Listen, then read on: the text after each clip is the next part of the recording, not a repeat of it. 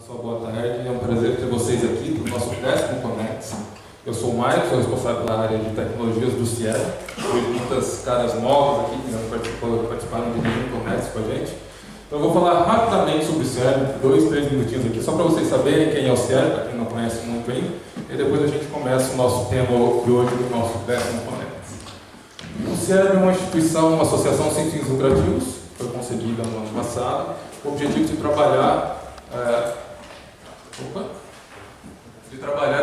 trabalhar no ecossistema de tecnologia e inovação para a educação pública brasileira. Nosso objetivo é auxiliar na inserção de inovações e tecnologias no ensino público brasileiro, na educação básica pública brasileira, porque a gente acredita que a tecnologia é quem tem a capacidade hoje de mudar o crescimento da tecnologia, mudar a inflexão da curva. A gente percebe que existe uma melhoria na educação, tem os estudos que mostram e tudo mais, mas a gente acredita que essa melhoria precisa ser mais substancial e que a tecnologia tem o potencial de melhorar, de evoluir isso e mudar essa curva de crescimento.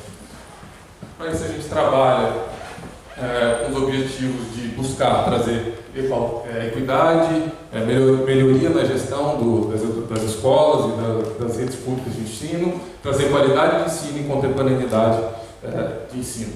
Para conseguir isso, a gente atua basicamente em 3 frentes. A primeira frente, que é a fortalecendo o ambiente, onde a gente trabalha com políticas públicas, auxiliando o MEC, os estados nas criações e com subsídios para a criação de políticas públicas. A gente gera estudos, tem disponível no nosso site, tem estudos, conteúdos, e a gente dá um apoio técnico também, sempre que o MEC ou qualquer estado precise de algum apoio, a gente faz esse trabalho. Com o fortalecimento dos atores, onde a gente atua diretamente com os gestores dos estados, principalmente os gestores de tecnologia, a gente dá um apoio personalizado para eles, ajudando eles na adoção e desenvolvimento de políticas, e promovendo a interação, onde a gente tem, como em eventos como o Conex, com plataformas que a gente disponibiliza, com a plataforma do TED, que é um ambiente onde os gestores vão ali para buscar as tecnologias que estão disponíveis no mercado, a gente ajuda a mapear o mercado, ajuda a fazer aproximar as demandas que os empreendedores estão oferecendo com as demandas dos estados, das redes e das escolas. Então a gente tem trabalhado nesse ecossistema, tentando movimentar esse ecossistema e melhorar a qualidade da educação através da inserção de tecnologia e de inovação. Pode sentar? Vou puxar aqui sozinha. Vou falar no microfone, né? Já vou pedir desculpa porque eu estou afundando um pouquinho, mas é alergia de São Paulo. Eu adoraria, eu cheguei aqui, eu falei com a Grazi, eu queria saber de onde veio todo mundo, porque é muito legal. Já encontrei uma amiga minha, muito legal. Mas é muito legal ver tanta gente interessada num tema que para mim é tão querido e que eu acho que a gente demorou muito tempo para essa discussão ser tão presente no nosso cenário de educação. E quando eu conversei com a Grazi, eu achei que a melhor contribuição que eu podia trazer para vocês hoje era contar um pouquinho de onde veio essa discussão dos socioemocionais. Acho que antes da gente responder a pergunta de como a gente avalia ou como a gente estrutura tudo isso, a gente precisa entender o que são essas competências ou pelo menos quais são os grandes parâmetros norteadores. Então eu preparei uma estrutura bem rápida, acho que aqueles que já têm um pouquinho mais de familiaridade aguenta a bola, mas também pode participar e pode trazer aqui. Acho que eu tinha um treco no meu colo. Aí?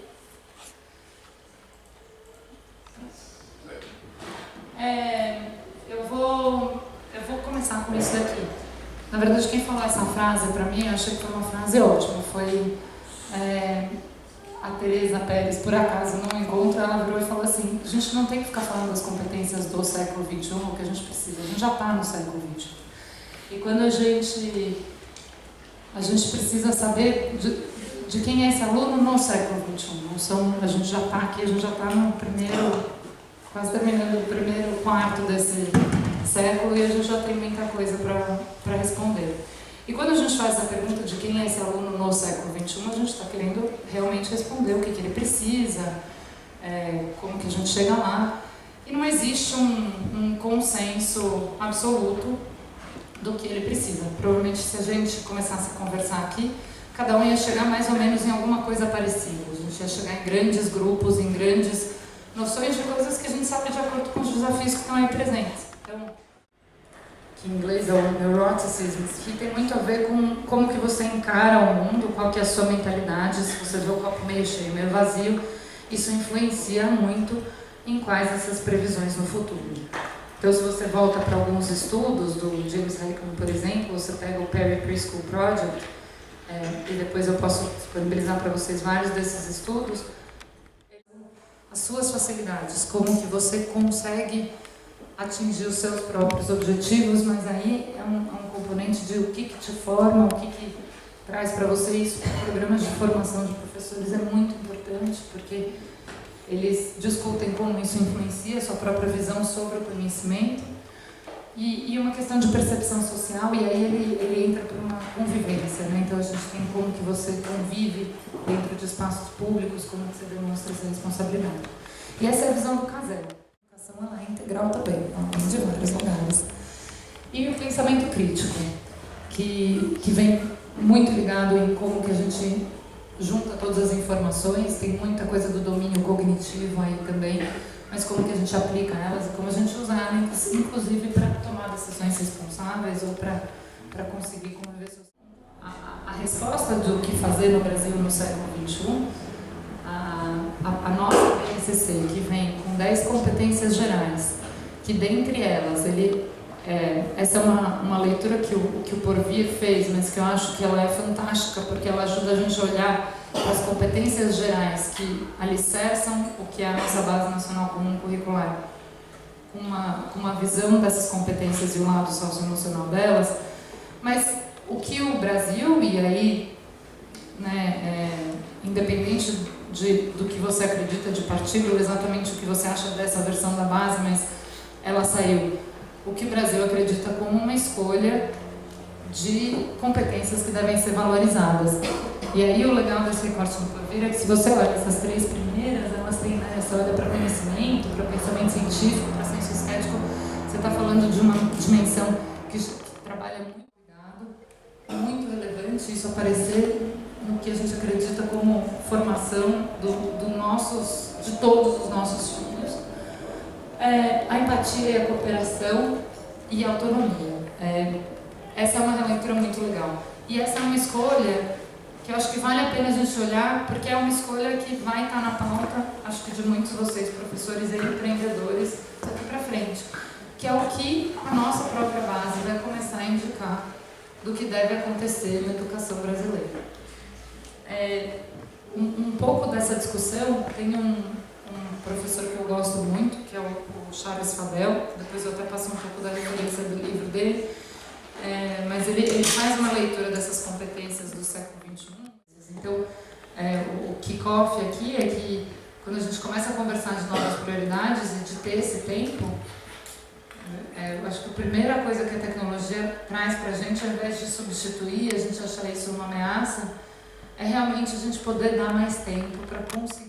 O Fadel traz de educação em 4 dimensões, então que ele fala que a gente precisa realmente reestruturar currículos e projetos e programas educacionais, olhando tanto para caráter, quanto para conhecimento mesmo, quanto para as habilidades.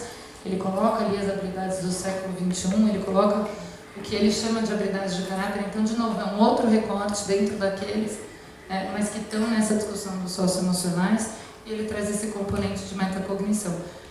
Para a minha especialidade, que é trabalhar com currículo, eu acho que isso me ajuda a justificar muito do que eu acredito que a gente precisa fazer para poder ressignificar o nosso tempo e o que a gente constrói na escola. Eu não sei se eu estou passando muito do meu tempo, mas eu vou falar rapidinho disso daqui, que então como que você integra essas competências e como que você trabalha essas competências. Isso vem muito do que eu estudei, acho que pode ajudar vocês também. Não criei nenhuma dessas teorias, eu só completei elas. 2 minutos, tá bom, em 2 minutos eu passo por isso e vocês vão ter acesso a esses slides. Acho que vai ter muita informação aqui, eu queria só passar e depois vocês podem acessar e fazer, estudar com eles. Mas quando a gente fala, né, da aprendizagem socioemocional, a gente está falando desse processo pelo qual você adquire todas essas competências, seja ela por várias esse é o frame do Casel, mas eu gosto dessa definição, né? A gente fala que existem as competências e o processo pelo qual é realmente essa aprendizagem socioemocional. O Casel traz isso de que isso deve fazer parte, não é só...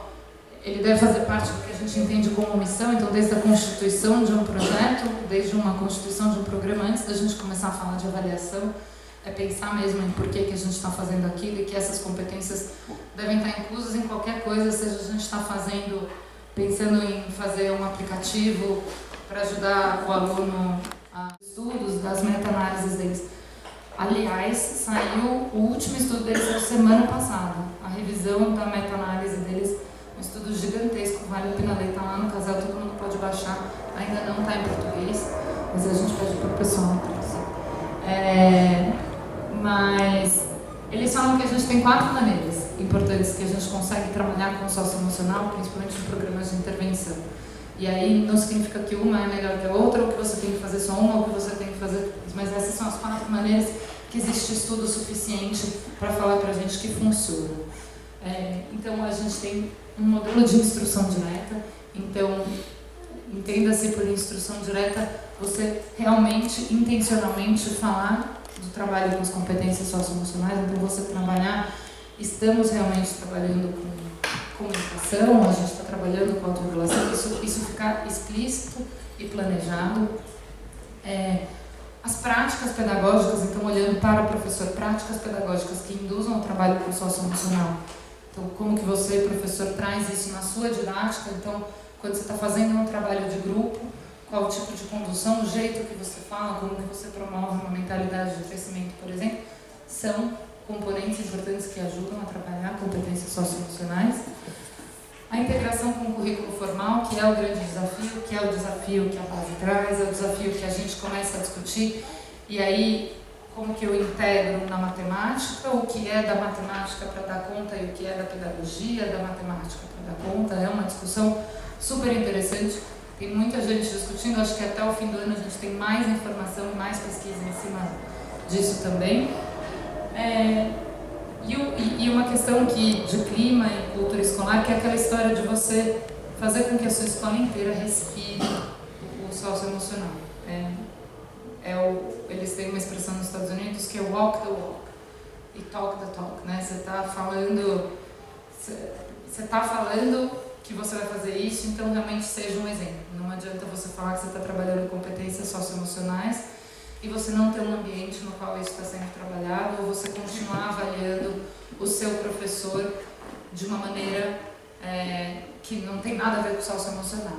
Então, escolas, e aí acho que muito aqui, eu vejo algumas pessoas do movimento Maker, escolas e práticas que são todas inclusivas e todas fazem coerência, que realmente promovem isso. Muitas vezes elas não precisam nem ficar falando que elas fazem isso, porque elas já estão passando isso para os alunos e elas já estão estruturando isso.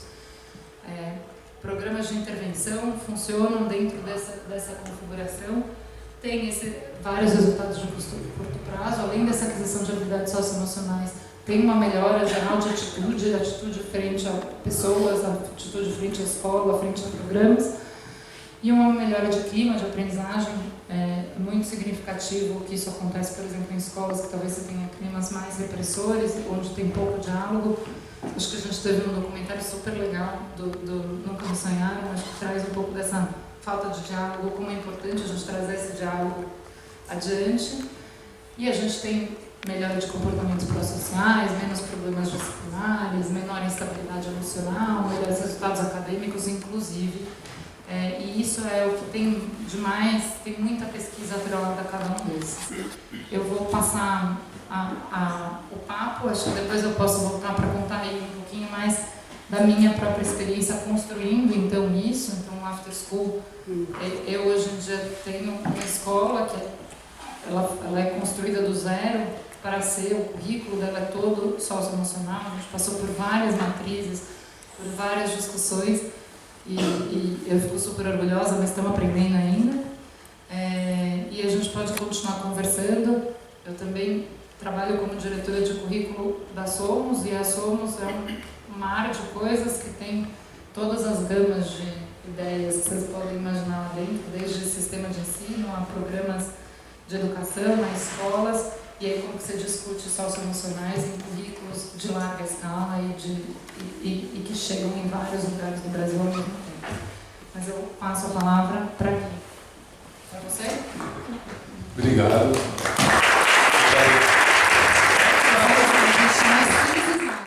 Acho que isso é um tópico bem interessante para a gente discutir aqui. Antes de eu começar a abordar essa pergunta que é o nosso norteador da reunião, eu queria primeiro me apresentar e apresentar o Instituto.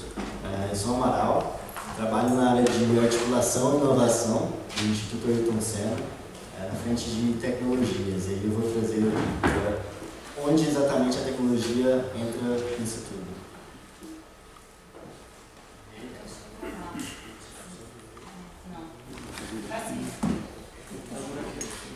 Não, o computador tá lá.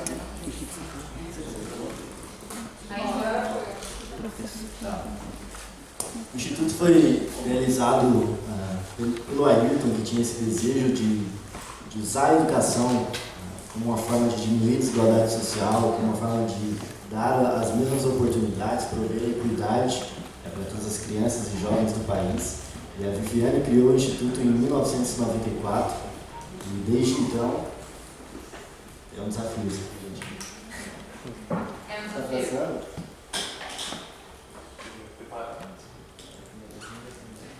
Desde então, através de parcerias com secretarias municipais e estaduais de educação, a gente adquiriu uma capilaridade no cenário de educação pública, levando programas de educação, fazendo parcerias com essas secretarias. E ano passado, a gente impactou quase 1,5 milhão de estudantes e formou quase 50 mil educadores em diversas regiões do país. Uma vez que essa apresentação é posta, eu queria abordar um pouquinho dessa pergunta,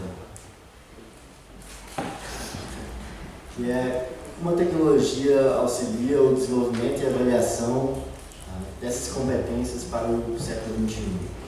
Quando eu li essa pergunta, vieram várias formas de tentar responder, de tentar criar uma discussão aqui. Mas a primeira que me veio foi essas competências para o século XXI. Para mim veio, que competências são essas que alguém vai desenvolver? Quem é esse alguém? Porque no Instituto, quando a gente olha para a educação, a gente acredita que o motorista é a pedagogia e a tecnologia é o acelerador. Então, sendo assim, a pedagogia, o modelo educacional, ele tem que ser condizente com o que você acredita, tem que ser condizente com evidências que vem no chão de sala de aula, que vem da academia, para que a tecnologia possa acelerar esse resultado. E se esse modelo ele não está condizente, a tecnologia vai chegar à falha mais rapidamente. E sendo assim, qual o modelo que o Instituto acredita? Que está no cerne do Instituto, que é o modelo de educação integral. Quando a gente fala de educação integral, para esclarecer, não é uma simples ampliação da jornada escolar, ou seja, escola de tempo integral, mas sim a gente olhar para o desenvolvimento pleno desse jovem, dessa criança. Como que a gente prepara essa pessoa em todas as suas múltiplas dimensões. Então essa é a crença do Instituto. A gente acredita que esse modelo de educação integral é a melhor maneira da gente transformar o mundo. A gente formar pessoas que vão transformar o mundo que está posto. A Letícia trouxe aqui várias matrizes, né, de competências. A gente não há uma certa, uma errada, a nomenclatura varia, socioemocional é competências afetivas, relacionais, e aqui a gente não tem o intuito de falar é isso aqui. Isso aqui foi uma das matrizes que a gente desenvolveu para um projeto com a Secretaria de Educação do Rio, um projeto de educação integral no ensino médio. E essa matriz ela foi composta por, tanto olhando para a academia, escutando a rede, escutando os professores, escutando os estudantes, quais são essas competências, e aspiracional, que jovem é isso que a gente quer formar. Vocês podem ver que a do topo é autoconhecimento. A gente quer formar um jovem que se conheça. jovem que possa tomar suas decisões e possa ter autonomia para ser quem ele é. Então aqui a gente está falando de competências para esse jovem se conhecer, se desenvolver plenamente. Não, a ideia aqui não é formar um padrão de pessoa, um padrão de personalidade, mas sim de internet nas escolas do Brasil. É bem interessante esse mapa porque essa informação sozinha não diz muita coisa. O próprio guia de EduTech, do CIEB, traz 4 dimensões para se olhar a tecnologia na educação, que é a visão, as competências, a infraestrutura e os próprios recursos digitais. Então, quando a gente olha para a infraestrutura, que aqui significa que no sul e sudeste tem acesso à internet pleno, a gente tem que se questionar quem que acessa essa internet. No Instituto, eu tenho a possibilidade de viajar para alguns estados e visitar escolas. A gente sempre vê que tem a tecnologia como fim, que a gente está falando, olhando para essa perspectiva de novos letramentos para o século XXI. A gente tem essa questão de utilizar a tecnologia, ler tecnologia, mas a questão de criar tecnologia não é tão trabalhada. O Instituto tem o Letramento em Programação, que é um programa que acontece desde 2015 e hoje está em 10 municípios brasileiros, que eu atuo diretamente. E o objetivo desse programa é desenvolver essas competências através da prática da programação. Então aqui, além daquelas competências que eu trouxe, a gente tem pensamento computacional, que ele se traduz em pegar um problema, dividir em partes, trabalhar essas partes de acordo com quão complexa aquela parte é. E a gente trabalha esse programa com alunos do Fundamental 2. Acho que é legal trazer essa parte da tecnologia ali como fim, não um produto de tecnologia.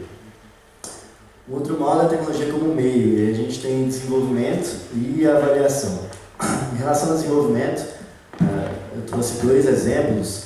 Esse aqui é um exemplo de uma orientação ao plano de aula, e como a gente trabalha a tecnologia no projeto de educação integral, nos projetos, a gente está falando de uma tecnologia educacional.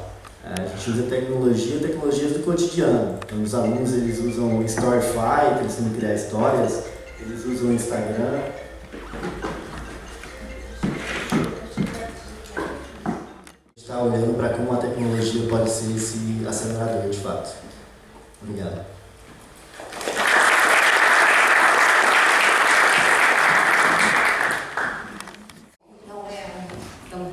Já apresentei aqui. Eu queria começar mostrando para vocês uma imagem, que é uma imagem bastante forte, que é essa imagem de um jornal aqui no Brasil, ano passado, 2016, e o que a gente está olhando aí é uma fila, né? E não é uma fila para comprar um ingresso de um show, não é uma fila para fazer alguma coisa que seja interessante, é uma fila em busca de emprego.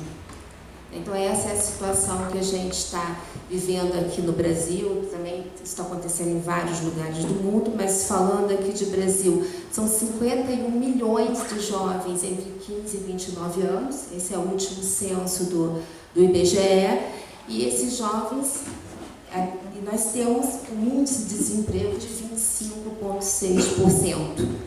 Ou seja, é altíssimo. Então a gente está falando aqui de um problema que precisa ser resolvido urgente. Isso dá mais ou menos, quando a gente olha para essa fila, olha para esse número e olha para esse índice, é uma fila de mais ou menos 13 milhões de jovens. É muito sério.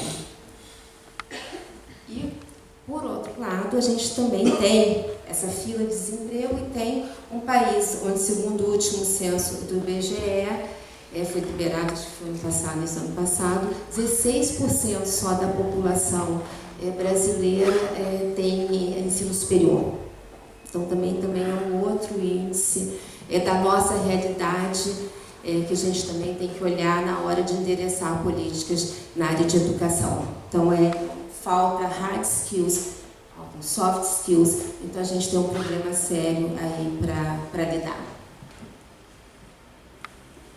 Junto com isso tudo, que é a nossa realidade atual, existe uma discussão mundial. Essa discussão que a gente está fazendo aqui hoje sobre novas habilidades, que são chamadas competências do século XXI, soft skills, enfim, todo esse rol, né, que a gente viu agora há pouco nas apresentações, o mundo inteiro está discutindo isso. Então essa não é uma questão só no Brasil. Os nossos índices são questões só do Brasil, mas essa discussão de um mundo em movimento, um mundo que muda todo dia, é uma discussão que está em outros países, mesmo quem está em primeiro lugar nos exames internacionais de qualidade na educação. Porque por mais que você tenha esses exames, eles estão medindo uma formação que é uma formação de um século passado. Então, isso, por outro lado, é uma boa notícia. Por que isso é uma boa notícia? Porque está todo mundo pesquisando, tem muita inovação nesse campo acontecendo, não é uma questão só do Brasil, então a gente pode interagir, pode construir juntos, tanto com os professores e as escolas aqui no Brasil, tanto com as universidades, centros de pesquisa e outras instituições do Brasil e fora.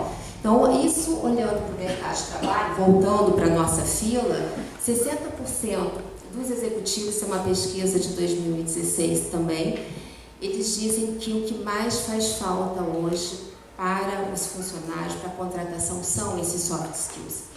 Então, a gente está vendo, né? Então, a gente está falando isso, está na educação, no ensino básico, acho que é a maior parte de vocês, mas isso está chegando também no mercado de trabalho. E num país em que só 16% da população tem ensino superior, esses jovens saem do ensino básico, do ensino médio e vão para o mercado de trabalho.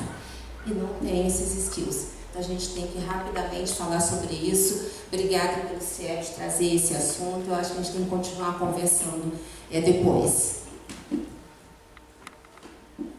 E aí eu acho que esse aí é só mais uma pincelada, porque já falaram tão bem, né, aqui na mesa, sobre quais são esses skills. Então aí tem só uma chamada, a gente começando aí com os 4 Cs, que foi abordado, trazendo o problem solving.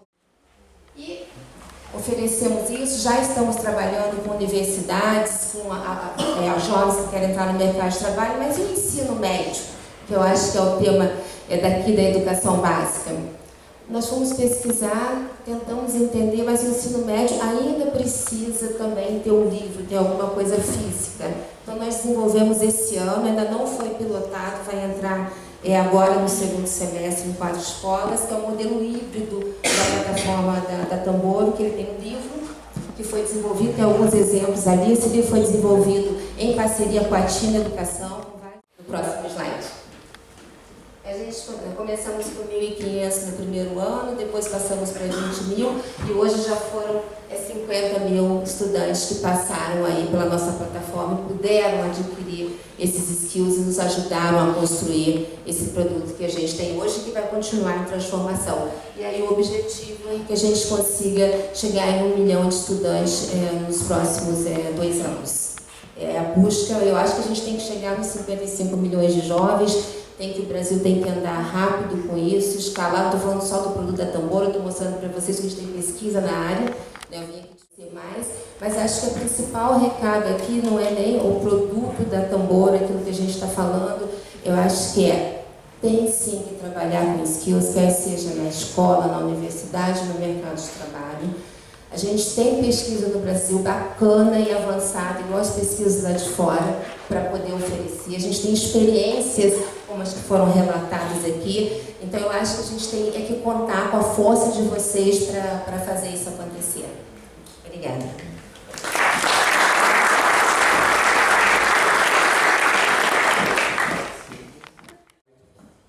Boa noite. Meu nome é Valmir, eu sou o CEO da MindLab.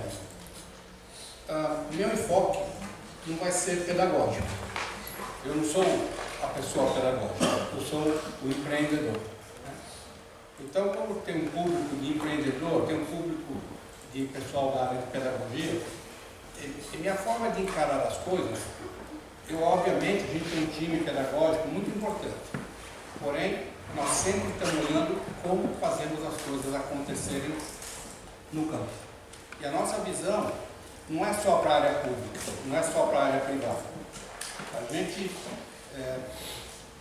isso surgiu 10 anos atrás, depois de eu ter uma empresa de tecnologia durante quase 30 anos, e eu tinha uma questão que eu não conseguia responder, que é por que pessoas inteligentes não conseguem ter um resultado adequado no trabalho. Que é aquilo que se diz, se contrata pelo cognitivo, hoje se diz isso, e se demite pelo socioemocional. Mas eu sou engenheiro, trabalhei minha vida desde 17 anos com tecnologia. Há 10 anos atrás eu estava com 53 anos, me aposentando. E eu falei, puxa, eu quero ajudar as pessoas no trabalho. Porque a empresa que eu vendi, tinha 3 mil colaboradores. Meus clientes eram Natura, Pão de Açúcar, Telemar, coisas desse tipo. E eu via que o problema acontecia nas empresas que não era a minha. Porque a minha, você falava, a minha empresa é brasileira, né? A gente tem normalmente nós não preparamos direito, mas no Citibank prepara legal, no Bank Boston prepara legal. E pô, o problema acontecia do mesmo jeito. E na minha empresa, a área de recursos humanos tem o nome de gente certa. Mas é o nome mais infeliz que eu dei, porque eu nunca consegui contratar a gente certa. Eu sempre me frustrava e isso me gerava uma angústia, porque eu via pessoas maravilhosas com essa dificuldade. Então, eu vou contar mais essa história para trazer para o pessoal empreendedor como que surge uma ideia e a partir daí como que você faz uma empresa. Né?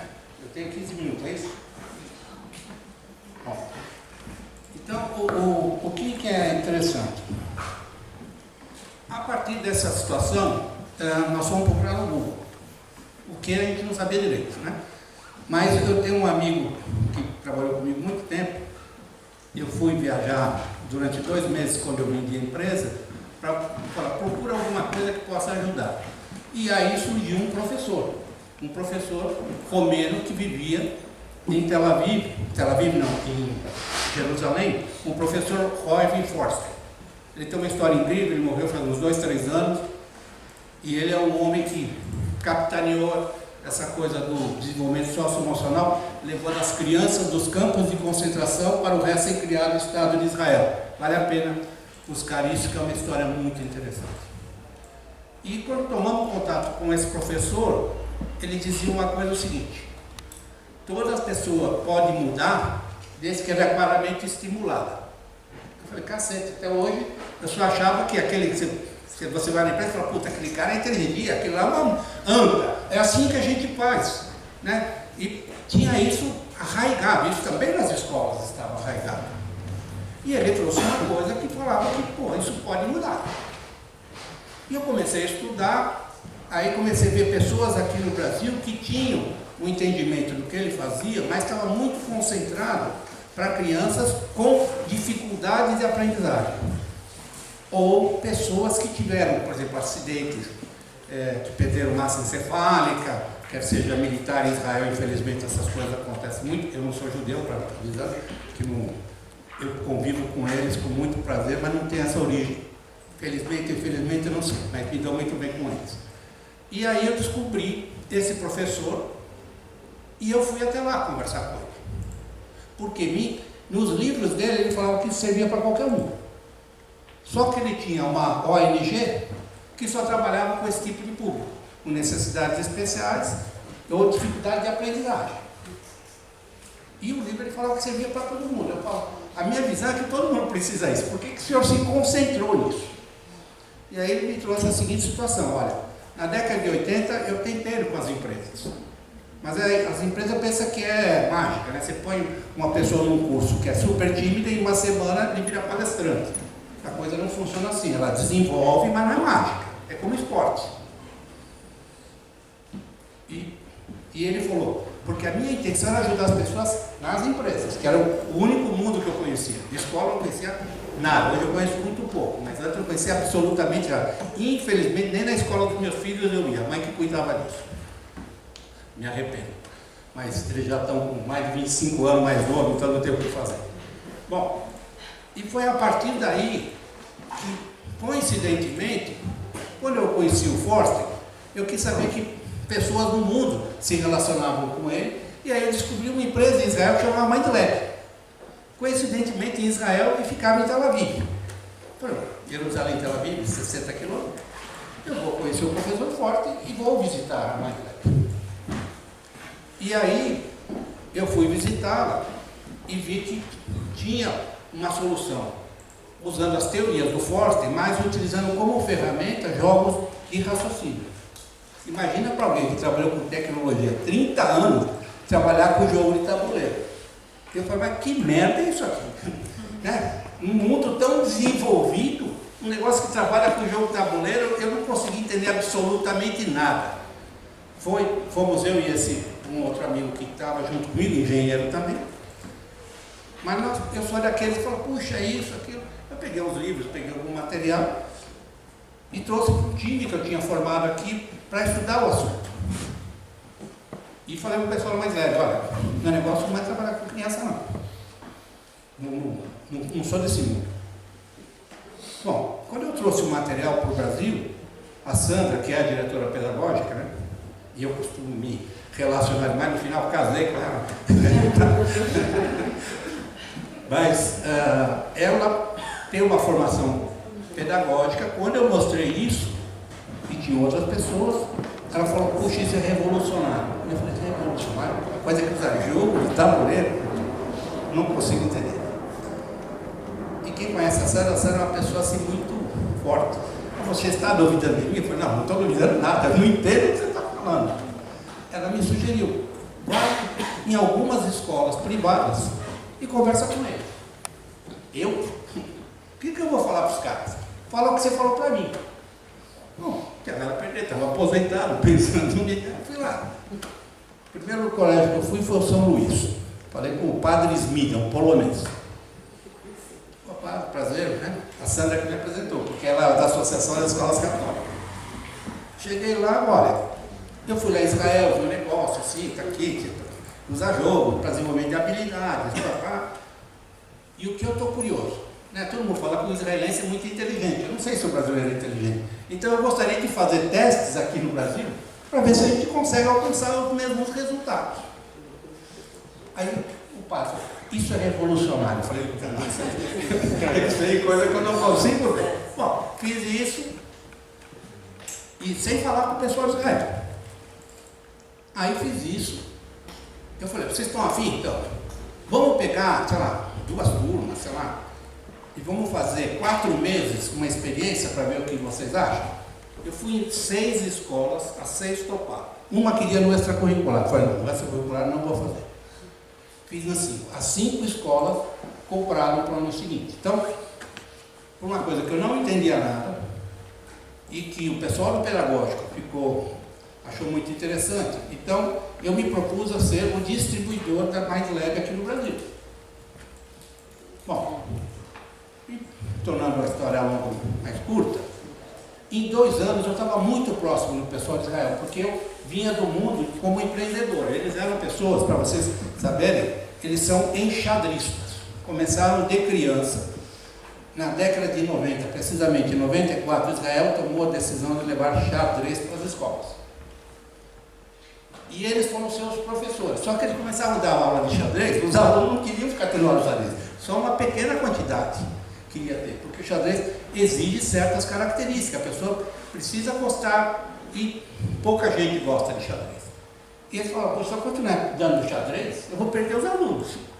Então eles começaram a pensar que outro tipo de coisa poderia desenvolver as habilidades utilizando jogos de raciocínio que desse um feedback mais rápido, porque a juventude cada vez mais quer resultados rápidos. No xadrez você demora para ter esse resultado, para administrar em sala, então tem uma série de coisas. E você tem que trocar jogos para poder manter o pessoal motivado, né? Porque você pode trazer o jogo maravilhoso que você trouxer. Passa uma semana, 2 semanas, 3 semanas, o pessoal, pô, quero outra coisa, já estou enjoado disso. Então você tem que ter uma dinâmica.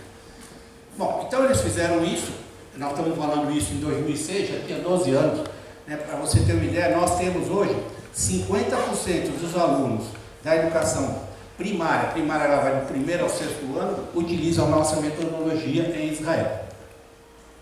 E em Israel eles têm uma característica de ter 3 aulas que eles chamam de enriquecimento.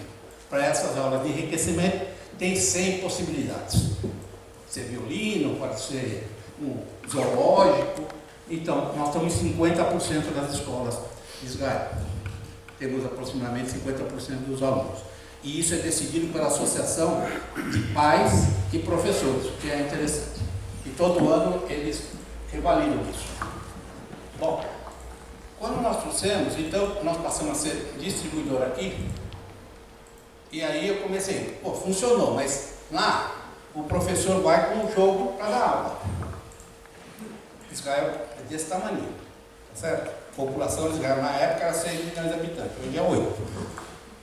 Mas pensar no Brasil, e eu quando pensei em fazer alguma coisa, eu não pensei em fazer alguma coisa para a elite, eu estava pensando em ajudar as pessoas. Eu estava num momento de aposentado, querendo ajudar, ou seja, eu estava com uma cabeça mais efetivamente pensando em retribuir as pessoas. Então eu falei, puxa, eu preciso fazer uma coisa que seja escalável. Em Israel, o professor, ainda hoje, é nosso. Aqui no Brasil, eu falei, se eu fizer isso, quantos professores nós vamos ter? Com as legislações trabalhistas, com tudo isso aqui, eu falei, pô, isso é possível a gente fazer esse jeito. Aí eu cheguei para a Sandra, como eu disse, ela é uma pessoa difícil, mas eu cheguei para ela, Sandra, o sistema de ensino não usa o professor da escola? Usa. Você acha que para mais leve a gente poderia usar o professor da escola? Ela falou, com certeza, vai ser melhor. Não entendi nada, mas eu falei, bom, pelo menos estamos na linha de simplificar a empresa, porque se você pensar em ter um exército de pessoas, a empresa fica extremamente complexa, esse tipo de coisa, né?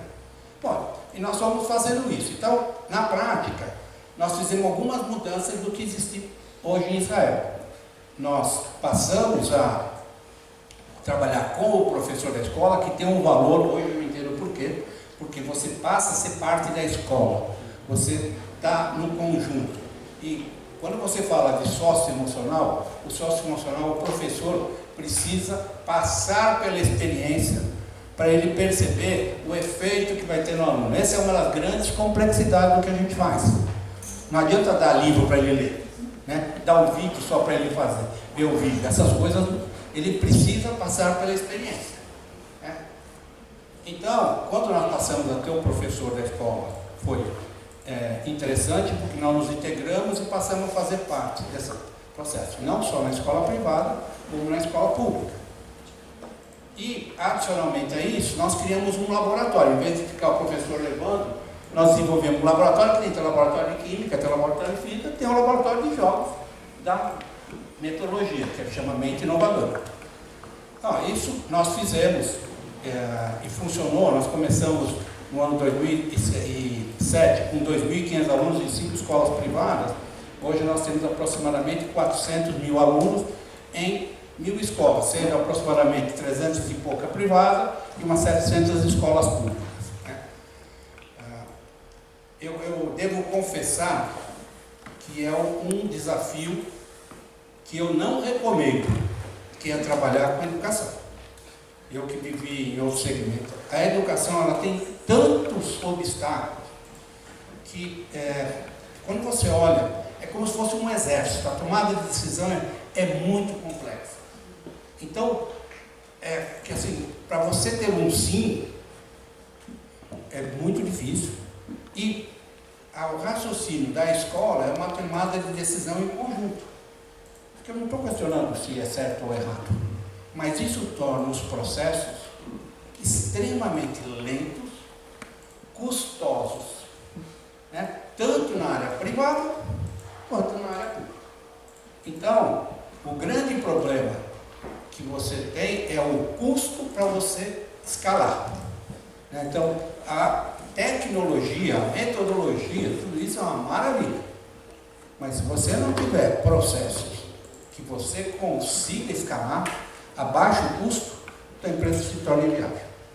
Esse foi o grande desafio que a gente enfrentou. Além do mais, quando a gente fala, porque nós fomos pioneiros em trazer essa solução de sócio-emocional que há 10 anos atrás ninguém falava, né?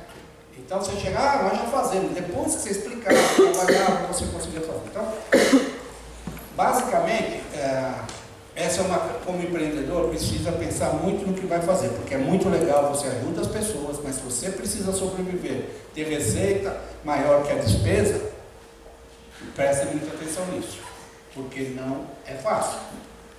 Não é fácil. Óbvio que tem todos os benefícios que você está ajudando as pessoas, esse tipo de coisa. Deixa eu conectar com tecnologia, né? Bom, como eu falei, jogo de tabuleiro, livro, e é isso. Se você lembrar, mais ou menos há 10 anos, 9 anos, foi quando teve o lançamento do iPhone, Aí veio o iPad, que parecia que ia ser a solução, ou seja, o tablet iria invadir os ambientes educacionais. De certa forma, a tecnologia em alguns países, ela efetivamente foi. Você mencionou na Austrália, você vai nos Estados Unidos, esse tipo de coisa, você vai. Mas se você vai na Holanda, já começa. Na Alemanha, você já tem problema de internet também. Nos Estados Unidos também tem problema de internet. Pensa que chega lá em Anchorage e a internet funciona aquela maravilha. Não funciona. Ou seja, a internet na educação é um pepino. E o professor dar aula utilizando uma coisa que ora funciona, outra hora não funciona, o professor abandona. Pode ser a solução mais brilhante do planeta. Então aí começam as coisas do que a gente quer fazer, conectar com a realidade, né? Então nós fizemos o nosso sistema do desenvolvimento para o ensino médio, nós fizemos focando no tablet Android, porque o Apple não vai andar, né, para vender para governo. Porém, na prática, o que aconteceu, os tablets não cresceram nas escolas, né? Então tivemos que mudar a nossa solução tecnologicamente, porque o tablet parecia que ia fazer isso. Então nós mudamos também para funcionar na plataforma Windows. E com isso, conseguimos ter uma solução para o ensino médio 100% tecnológica. E nós fizemos o seguinte, como eu conheço tecnologia, nós fizemos uma solução em que nós temos uma rede própria dentro da sala de aula, que não fica dependendo da internet. Então, dentro da sala de aula, o aluno funciona como se estivesse com a internet, mas é uma rede local que nós fizemos, tendo um servidor ali, um router ali, e funciona desse jeito. Isso é uma solução que funciona, o aluno tem uma experiência, o professor tem uma experiência legal. Porém, quando a gente fala na área pública, o que nós tivemos que fazer? Dentro da nossa oferta, nós asseguramos que a máquina funciona. Porque quem trabalha com o governo, se uma máquina quebra aqui hoje, talvez daqui 2 anos ela está resolvida. E se isso acontece com o professor, o que ele vai fazer? Ele vai abandonar. Ele fala, isso aqui não funciona, e ele abandona. Então nós desenvolvemos uma solução que trabalha com essa rede local, porém nós assumimos, quando trabalhamos com essa solução, a substituição dos equipamentos, para que o professor não tenha essa dificuldade. Nós temos hoje, porque depois da crise, a parte de tecnologia do Brasil tem piorado. Quando eles falam que tem internet, é que o diretor, alguém ali, usa a internet. Aluno, professor de aula não tem bosta nenhuma, e piora as máquinas, né? Porque do jeito que está, eles não têm comprado, e infelizmente no Brasil a gente somos predadores de infraestrutura, nós destruímos. Então passaram 1, 2, 3 anos, as coisas acabaram. Então, olhando para a tecnologia, do que eu vejo hoje no Brasil, a perspectiva de nós termos tecnologia dentro das escolas públicas, eu não acredito nisso nos próximos 5 anos, infelizmente. São Paulo tinha 300 escolas com tecnologia há 3 anos. Hoje acho que não tem 100 e poucas. Porque vão destruindo, não tem manutenção, ou volta, ou pega fogo, e a coisa vai caindo. Então, pensar como empresário, em desenvolver soluções tecnológicas para a escola, nós só vemos uma alternativa, utilizando o dispositivo do aluno. Porque o aluno tem um dispositivo. Aí você esbarra nos aspectos filosóficos, que é ou é para todos ou não é para nenhum. Então, se você for no país mais rico do mundo, ele não tem tudo igual para todos. Mas nós somos tão, queremos ser tão arraigados em certas premissas, que nós condenamos uma grande maioria a não poder evoluir, porque de repente tem 2% dos alunos que não tem um celular. Então ele fala, não posso adotar isso porque não tem 100% dos alunos. Então você tem que ficar lidando com essas situações para poder ver como que você evolui, né? Então na área pública, pensar em tecnologia é um desafio tremendo, tremendo. Nós temos a felicidade, temos o estado de Pernambuco, que é um estado que tem tido uma continuidade nos últimos 12 anos, o pessoal mudou secretário, mudou governador, mas eles mantiveram as coisas e é por isso que eles têm conseguido resultados importantes. Porém, hoje, o que nós fazemos em Pernambuco, que tem 50 mil alunos, a preocupação é, para o ano que vem, talvez nós não tenhamos as máquinas para poder fazer o projeto. Então, só estou trazendo esse cenário, porque não adianta nada eu preparar uma tecnologia como empresário e depois chego lá e não funciona. Não tem recurso. E aí, quando você olha para a área privada, você pode evoluir pensando em trabalhar com o dispositivo do aluno. Então, olhando dentro da área pública, nós temos a formação do professor presencial, que é uma plataforma que nós levamos o dispositivo, damos a formação, utiliza com a nossa internet, para que a gente possa ter. Se ele quer acessar pelo celular, se ele quer acessar por outros dispositivos, ele utiliza. Então, e nós temos esse e-learning para ele, de forma híbrida, para que ele possa se desenvolver e criamos planos e programas de motivação desses professores, tanto da área pública quanto da área privada. O nível do professor da área pública e da área privada não tem tanta diferença como a gente imagina. Agora, o corporativismo dentro da área pública é um problema muito sério, em muitos casos. Por exemplo, agora nós temos um monte de gente aí em greve. Né? A última preocupação são os alunos. Então, você compromete eventualmente o projeto que você tem, né? Porque essas coisas. Segunda coisa que é muito triste é, se o professor não vai numa formação, muitas vezes o secretário não tem como dizer para ele, vou te penalizar por isso, penalizar por... Eles não têm instrumentos para fazer uma coisa que seria uma obrigação do professor, se ele não fizer, fica assim. Então, a gente vê em muitos casos, aquela escola não está querendo, vamos mudar daquela escola. Né? Ou seja, penaliza aqueles alunos daquela escola e leva para um outro grupo que tem uma melhor predisposição. Infelizmente, essa é uma realidade que nós enfrentamos. Porém, a gente tem que dizer que nós temos conseguido implementar, tem dificuldades, esse tipo de coisa, e conseguimos fazer de uma maneira satisfatória e com métricas e resultados bastante adequados.